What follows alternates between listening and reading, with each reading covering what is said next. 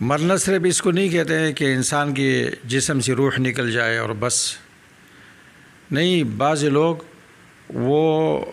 مرنے سے پہلے ہی مر جاتے ہیں۔ مرنے سے پہلے مرنا کیا ہوتا ہے؟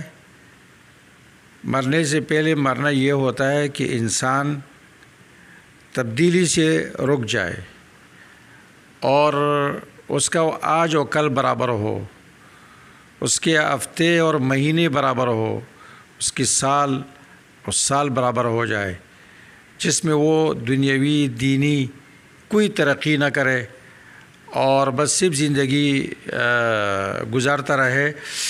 اور اس طرح زندگی گزارے کہ صرف اس کی عمر میں اضافہ ہو اور اس کے وزن میں اضافہ ہو، تو یہ انسان مرنے سے پہلے مرا ہوا ہوتا ہے، کیونکہ اب صرف اس کی عمر بڑھ رہی ہے، اس کا وزن بڑھ رہا ہے، اور باقی اس کی زندگی کا کوئی فائدہ نہیں ہے۔